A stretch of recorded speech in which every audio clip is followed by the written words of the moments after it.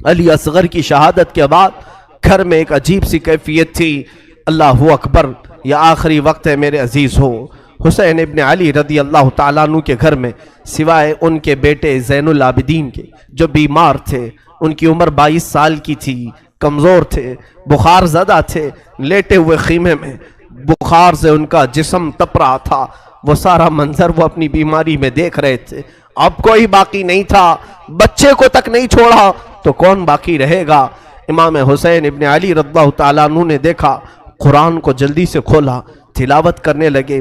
اچانک خیمے کے دروازے پر دیکھا، آہٹ محسوس ہوئی تو اٹھا کر کے چہرہ دیکھا تو امام زین العابدین جبہ پہن کر کھڑے ہیں. کہا بابا اجازت دے دیں. مولا حسین تڑپ کر اٹھے، کہا زین العابدین میرے گھر میں اب بچا کون؟ میرے بعد ان بیویوں کو کون دیکھ بھال کرے گا؟ ان عورتوں کو کون لے جائے گا؟ اور میری نسل تم سے ہی تو چلنی ہے. امام سجاد زین العابدین کو مولا حسین نے روک دیا، بستر پر لٹا دیا اور کہا کہ اب میرا وقت ہے، میرا مقام ہے. اسی اسنا میں عورتوں کو کچھ نہیں کہا. فضہ کنیز تھی فاطمہ زہرا کی، بلایا، اے فضہ جاؤ، اندر بیبیوں کے پاس ایک صندوق ہے، اس صندوق میں ایک جبہ رکھا ہے، وہ جبہ اٹھا لاؤ، لیکن خبردار زینب کو مت بتانا، زینب سے مت کہنا. وہ فضہ گئی، جلدی سے وہ صندوق کھولنے لگی اور جبہ اٹھایا تو بی بی زینب دیکھ لی. کہا کیا کر رہی ہو؟ کہا یہ جبہ لے جانے کے لیے مولا نے حکم دیا ہے. وہ دوڑتی ہوئی آئی، لا میں یہ جبہ لے کر کے جاتی ہوں. وہ خود اپنے ہاتھوں سے لے آئی مولا حسین کے خیمے میں اور وہ جبہ لا کر کے دیتی ہیں اور پہناتی ہیں. امام حسین نے کہا زینب تجھے معلوم ہے اماں کہتی تھیں، فاطمہ زہرا نے کہا تھا حسین یہ جبہ سنبھال کر رکھنا، یہ تیرے بابا حیدر کرار کا ہے جو رسول اللہ نے انہیں دیا تھا اور مجھے وصیت کی تھی فاطمہ تیرا بیٹا جب بھی مصیبت میں آئے تو یہ جبہ اسے پہنا دینا. زینب کہتی ہیں سچ کہہ رہے ہو بھیا، مجھے بھی ماں نے کہا تھا کہ زینب حسین کبھی اگر مصیبت میں آ جائے، اگر وہ جبہ بھول جائے تو اپنی ہاتھ سے پہنانا. دونوں نے ایک دوسرے کو سمجھایا، ماں کی وصیت پر عمل کیا. وہ کیسا منظر تھا جب حسین دولہا کی شکل اختیار کر گئے تھے. رسول اللہ صلی اللہ علیہ وسلم کا امامہ پہنا ہوا ہے اور جبہ مبارکہ حیدر کرار کا جو رسول کا عطا کیا ہوا ہے، جعفر طیار کا پٹا باندھا اور امیر حمزہ رضی اللہ تعالیٰ عنہ کی تبرکات آپ کے ساتھ تھے. تلوار حیدر کرار کی ذوالفقار آپ کے ہاتھ میں تھی. یہ سارا منظر پورے خیمے کو رلا گیا جیسے کوئی جوان شہزادہ دولہا برات میں جاتا ہے خیمہ حسین سے. یہ پوری تیاریوں کے ساتھ حسین ابن علی نکل رہے تھے. مجھے وہ منظر یاد کر کے بڑا دکھ ہوتا ہے. آج ہم اپنے حجرے سے کبھی نکلتے ہیں تو پھر یاد آتی ہے حسین تو خیمہ گاہ سے نکلے تھے قتل گاہ کی طرف. آج تو ہم امن کے لیے باہر نکلتے ہیں تو سج سنور کر کے نکلتے ہیں، وہ بارگاہ مولا میں نکل رہے تھے. اسی اسنا میں حسین ابن علی رضی اللہ تعالیٰ کرم اللہ وجہہ الکریم باہر جانے کی تیاری میں ہیں. بیویوں کی ایک آہ نکلی. بی بی زینب نے کہا اور بی بی سکینہ نے کہا، سارے گھر کی عورتوں نے کہا بابا بھیا آپ کس کے حوالے ہمیں چھوڑ جا رہے ہیں؟ حسین ابن علی نے پیچھے عورتوں کی طرف دیکھا، کہا میں تمہیں اللہ اور اس کے رسول کے حوالے کر جا رہا ہوں، سب خاموش ہو جاؤ، میرے بعد کوئی نوحہ نہیں کرنا، میرے بعد کوئی ماتم نہیں کرنا. اس کے بعد صبر کی تلقین کی اور پھر آخری وصیت یہ تھی خاندان نبوت کی بچیاں کبھی بے آبرو نہیں ہوتی، بے حجاب نہیں ہوتی، کسی کا پردہ ہٹنے نہ پائے، کسی کا حجاب سرکنے نہ پائے. ساری بیویوں نے سلام کیا. مولا حسین نکل کر اپنے گھوڑے ذوالجناح پر آئے. یہ بڑا عزیز گھوڑا تھا، حسین ابن علی کا بڑا وفادار گھوڑا ہے. ذوالجناح کو بھی ہم سلام پیش کرتے ہیں کہ حسین کی سواری پوری زندگی بھر وہ لے کر گھومتا رہا. ذوالجناح حسین ابن علی کی پیاس کی وجہ سے جب اسے پانی ملتا تو کبھی پیا نہیں کرتا تھا.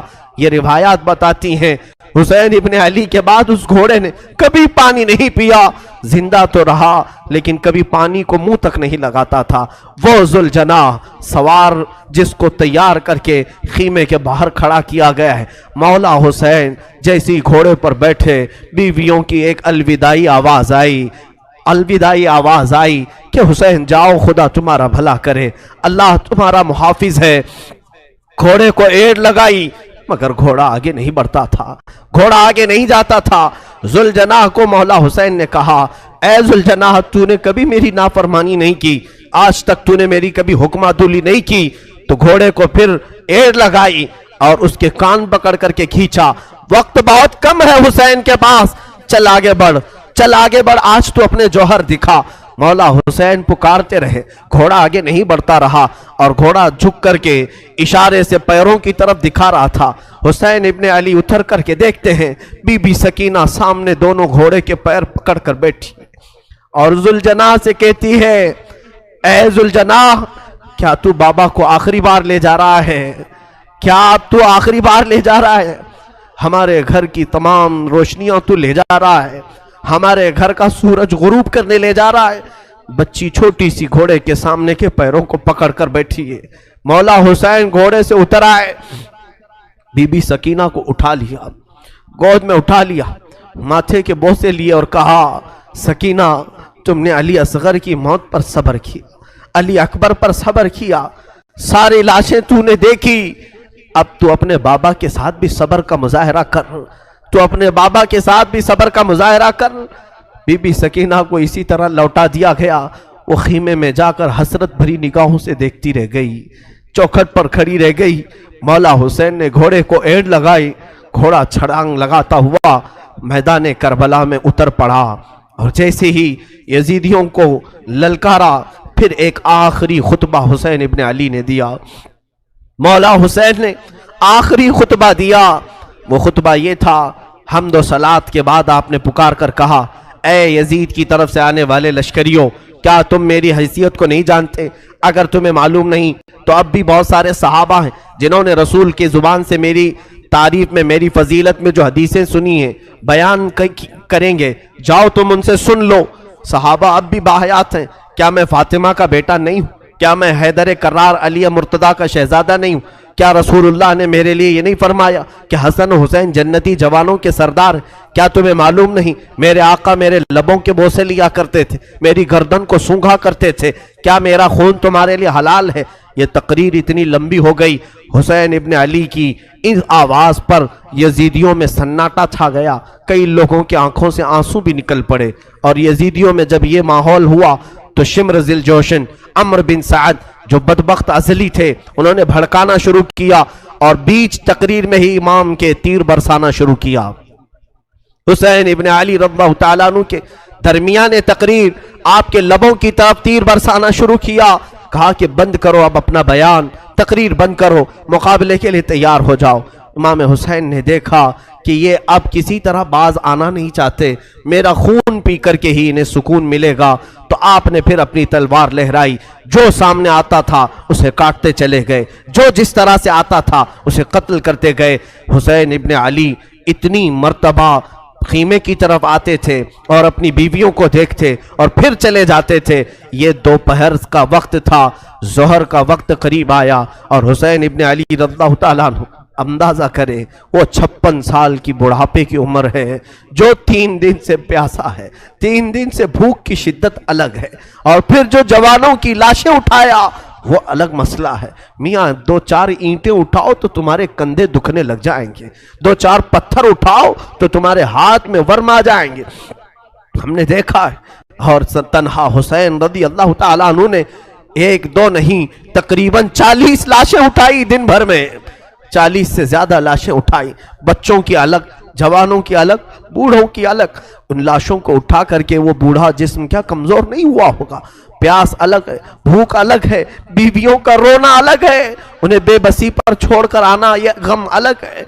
हम तो बेहाल हो जाएंगे, हम तो गमों से मर जाएंगे। इसीलिए सब्र हुसैन पर मैं समझता हूं दुनिया के कोई शख्स पहुंच नहीं सकता, उस इस्तिकामत पर कोई नहीं पहुंच सकता। हुसैन इब्ने अली दोपहर के वक्त मौला हुसैन करबला के मैदान में घिर गए। तन्हा अली का लाल खारों में घिर गया, वो फातिमा का लाडला हजारों में घिर गया। अब हुसैन इब्ने अली के मुतालिक जो मैंने शुरू में कहा था, फातिमा के लाडले का आखिरी दीदार है, फातिमा के लाडले का آخری دیدار ہے، حشر کا ہنگامہ برپا ہے، میان اہل بیت درمیان اہل بیت رسول اللہ کے اس شہزادے نے پھر للکارا، لوگوں کو للکارتے رہے اور قتل کا یہ بازار گرم تھا۔ عمرو بن سعد نے کہا حسین نے تنہا 50 لوگوں کو مار دیا، تم تنہا حسین کو کیوں نہیں مار پاتے؟ تنہا حسین کو کیوں نہیں مار پاتے؟